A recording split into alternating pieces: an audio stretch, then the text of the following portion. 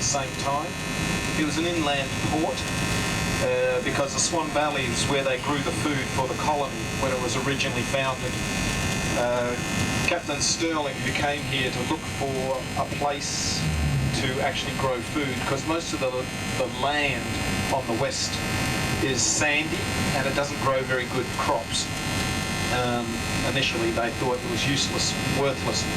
But Captain Sterling was sent by Governor Darling in Sydney, because Governor Darling was the governor of Sydney while it was called the Botany Bay at the time. But he was actually sent across to survey this place and find somewhere to grow food so they can actually start a colony.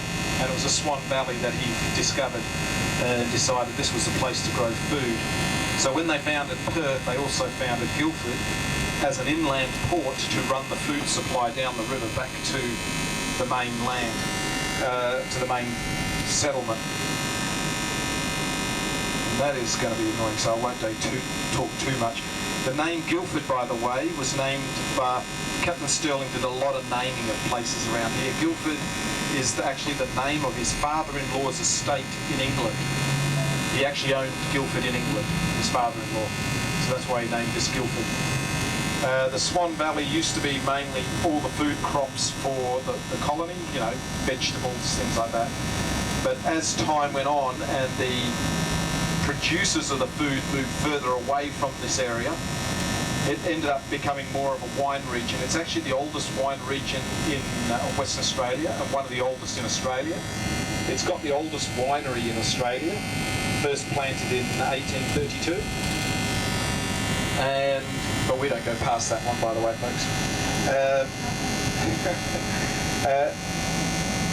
Eventually, as things were moving out, in 1883, they built the railway line to Midland, and the Midland Railway line then made Guildford just a suburb.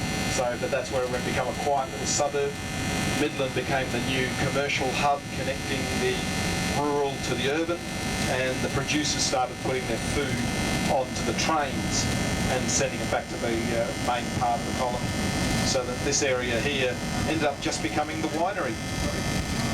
By the end of the First World War, and mainly after the Second World War, when a lot of Europeans were getting out of Europe because of what had happened in Europe, of course.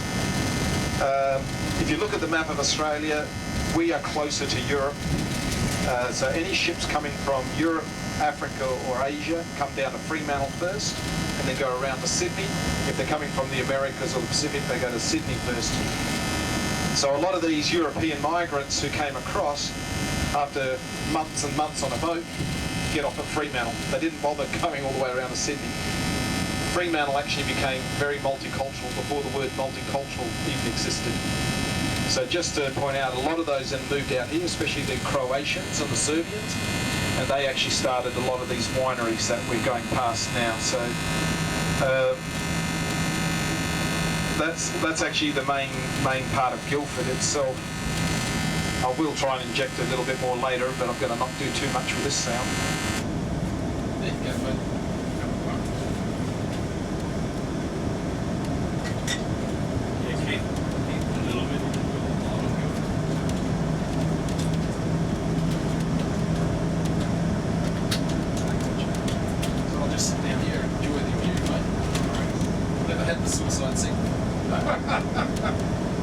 I actually sat there most of the trip, just so I can keep an eye on the also can sell them a grip on seat.